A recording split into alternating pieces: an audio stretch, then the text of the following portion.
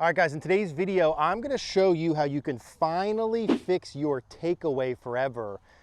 What nobody's telling you need to do during your takeaway that I'm gonna show you in this video that you need to do, and it'll solve your takeaway issues right away. Let's dive in. All right, guys, so how to fix the takeaway and what nobody is telling you. I'm gonna show you my favorite drill and feel in just a moment here.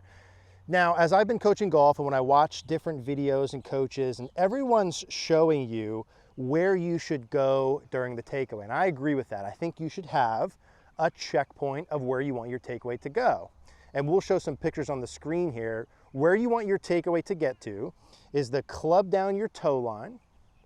The club head's roughly even with your hands, and the toe is slightly in front of the heel. Do you have to do that to play great golf? No. That'd be the easiest way though.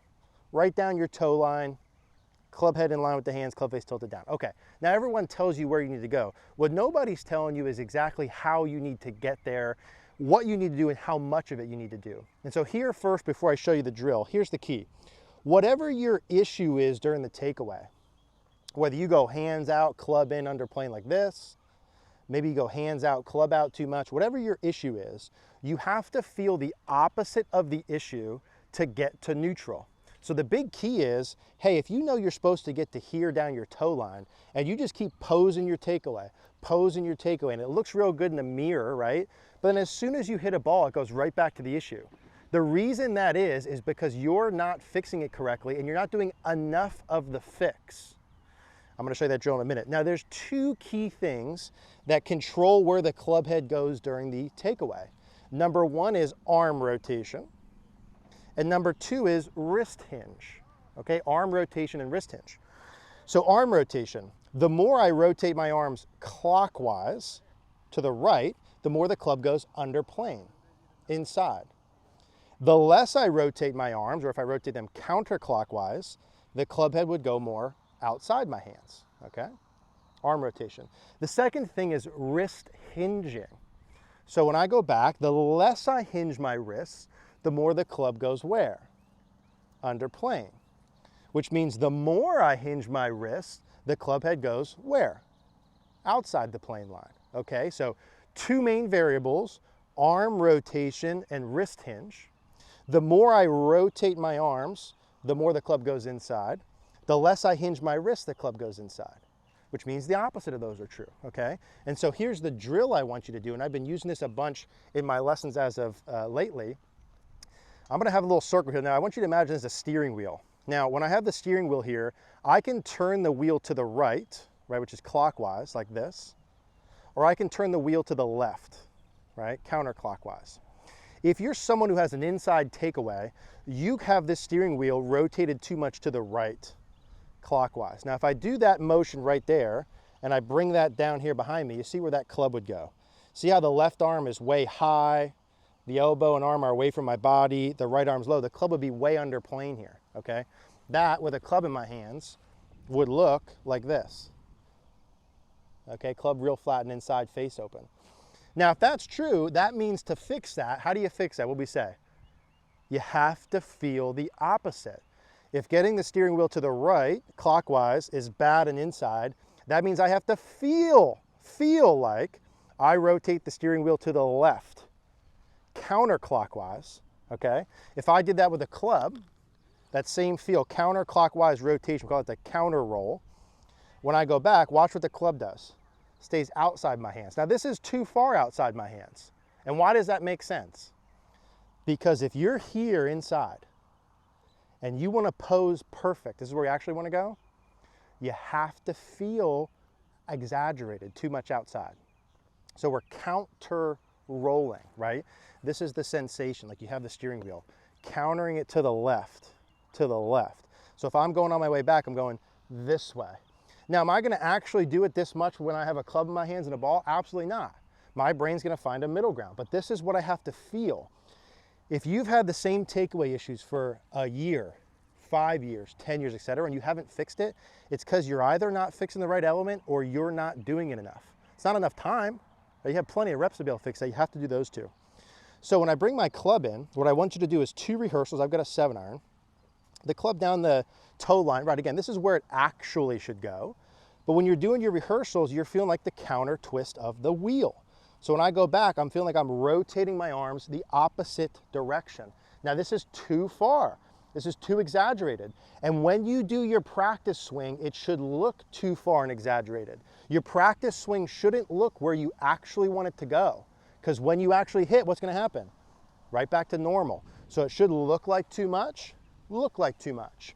And we'll talk through the specific details here in a moment. But I'm feeling counter rolling of the arms. That's going to feel quite different on your first swing. And when you do that and actually have the club on plane, that sets you up for the rest of your swing being a lot easier. Can you play great golf with a poor takeaway? No doubt about it.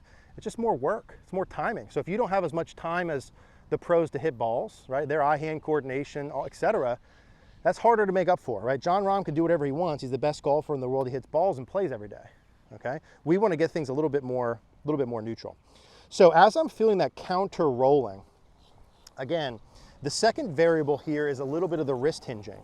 So if I hinge my wrist up, the club head comes towards my face, that gets the club more outside. When I hinge my wrist down, right, the club head goes towards the ground, that makes it go more inside. What we want to do is hinge to the point gradually, slowly, where it's right in line with my hands. Right in line with my hands, okay? So there's a little bit of a gradual hinge going, but the main feel is this counter rotation. So when I do this, and what you're going to feel compared to your normal, is when you do it correctly, the lead arm is going to be much closer to your pec or in more, and the arm is going to feel like it's rotated much less, meaning the elbow's more down towards the ground and the glove logo points more straight away. The shaft will feel more vertical. And that's good for you if you're someone who does this too much. Here's the opposite. Arms away from my body, elbows away, glove logo up, shaft flat. Not good. Arm stays in, elbow points down, glove logo points away. I'm just going to flatten the wrist a little bit. Glove logo points away, shaft is more vertical. Now that's 4 things that happen automatically if you just feel one thing, which is the steering wheel, okay? So the counter roll, that's just for those of you that like a little bit more detail.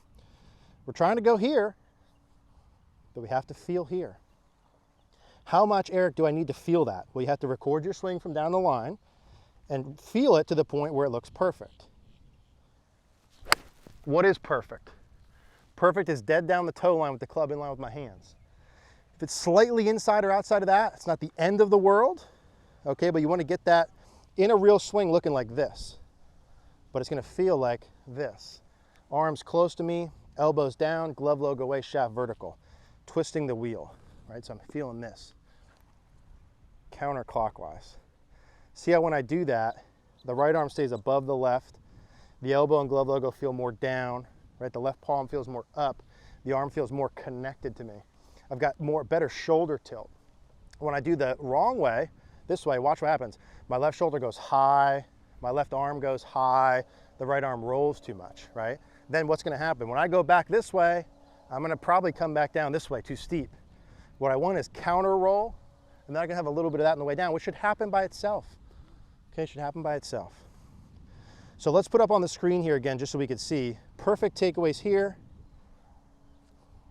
If you're normally here, feel this way. All right, so I'm feeling my lead shoulder stays down. The arm is in a little bit. The shaft feels a little bit more vertical. I'm just flattening my left wrist to help close the face a little bit with it. And that should look pretty neutral on camera, right? But it's got to feel like you go out a little. So in a recent lesson I was doing, we were doing this, and the gentleman asked me a question. Hey, as I'm doing this, it feels like my wrist is quite cupped. That can happen. You just feel like you flatten it out a little bit. Just flatten that lead wrist out at that point. One more. Counter roll. Elbow, shoulders down, elbows down, glove logos away, shaft feels more vertical. And for some of you compared to normal, what you're looking for in the beginning is it has to feel kind of wild. Here's the goal, right? It's feel weird, look perfect.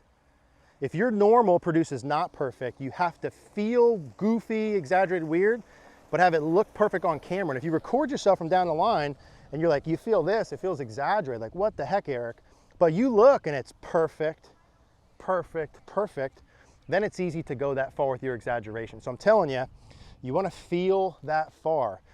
Reverse the wheel, right? When you're going back to fix those takeaway issues, the things that make the club go inside is arm rotation and wrist hinge.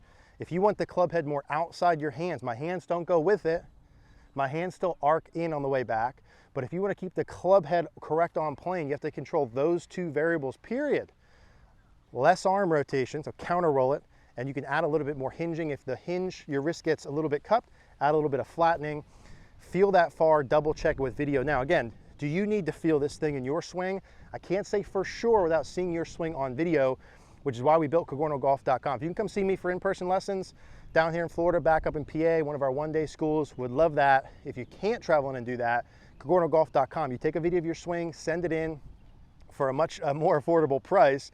Myself and our expert coaches are going to analyze that swing and build you a specific practice plan.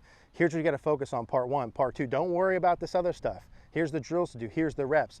You get access to like $4,000 worth of training videos, all the practice plans, master classes, our community that we're in literally every single day.